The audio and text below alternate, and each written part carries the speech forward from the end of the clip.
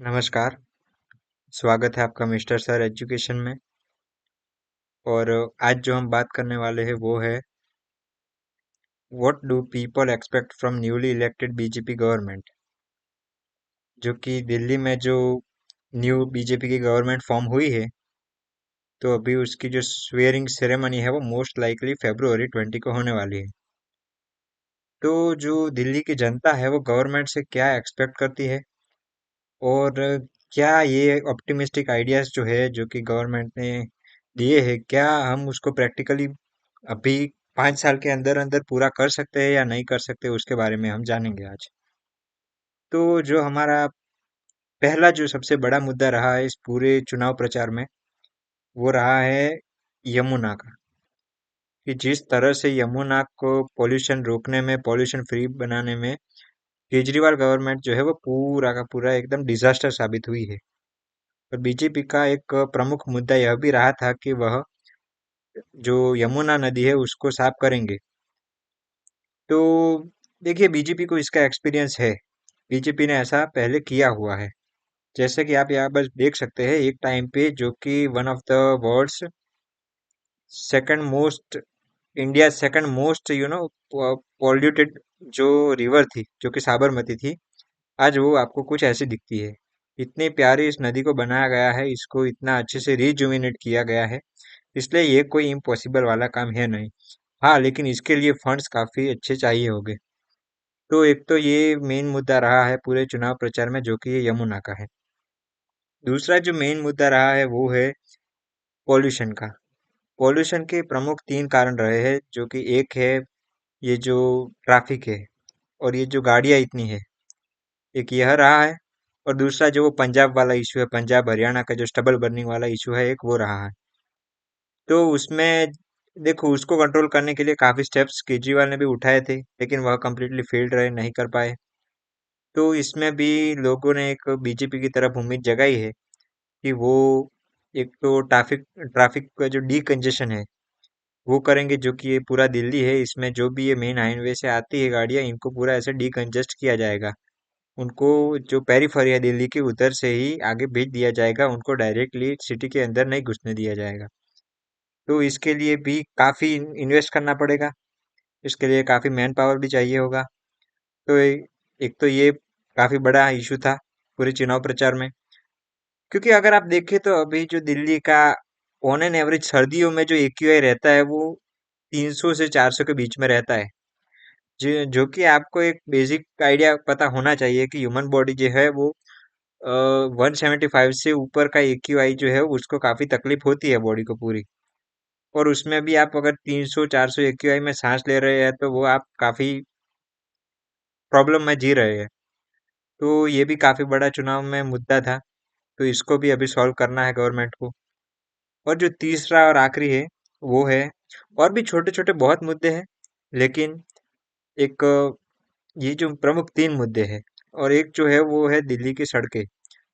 दिल्ली की सड़क में मैं एक एग्जांपल देकर समझाता हूँ। मान लो कि मेरी 300 400 करोड़ की प्रॉपर्टी है, और मुझे किसी दोस्त ने बताया कि इंडिया में आप इन्वेस्ट कीजिए।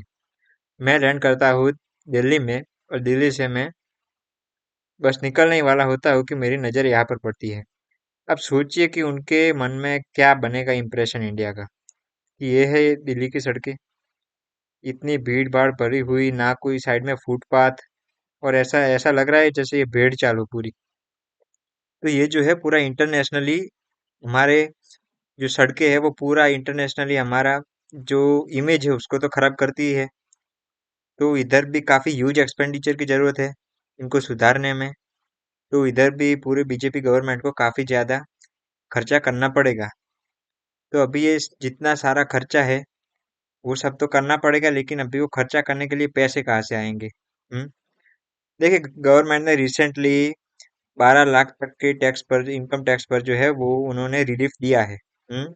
तो ये इनकम टैक्स है, उस पर तो कम्प्लीटली आपको निर्भर नहीं होना चाहिए, क्योंकि अब जो है वो इनकम टैक्स से आपकी कमाई जो है वो बहुत कम होने वाली है। तो अभी पैसे कोई हवा में से तो आते नहीं है।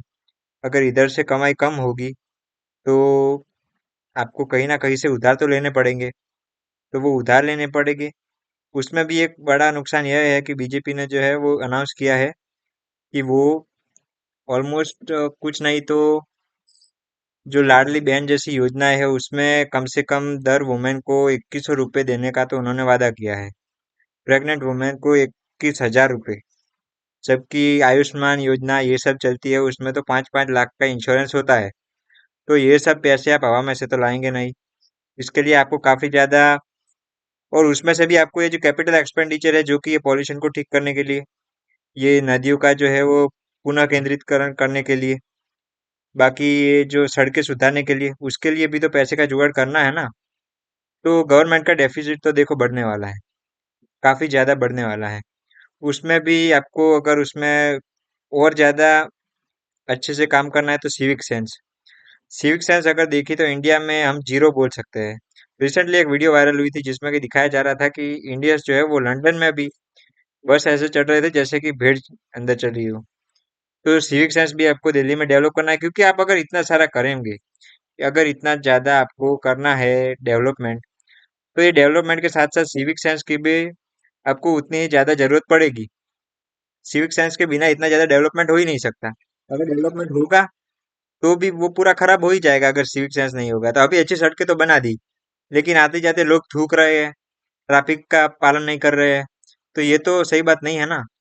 तो इसलिए हमको सिविक सेंस पर भी यूज एजुकेशन, एजुकेशन पे हमको काफी ज्यादा ध्यान देने की जरूरत है। और जो है, तो ये जो मैंने योजनाएं सारी बताई, भी ये तो बहुत ज्यादा फिस्कल डेफिसिट गवर्नमेंट में क्रिएट करेगी ना। तो ये आने वाले 5 साल जो है वो बीजेपी गवर्नमेंट के दिल्ली में काफी चैलेंजिंग होने वाले हैं। इसमें हमको देखना काफी इंटरेस्टिंग रहेगा कि कैसे सब कुछ चीजें मैनेज की जाती है, और कैसे बीजेपी गवर्नमेंट इतनी सारी समस्याओं में समाधान ढूंढती है। तो अगर आपकी इसमें कोई राय हो तो मुझे जरूर बताइएगा। और इसी के साथ मैं ये वीडियो एंड करता हूँ। धन्यवाद।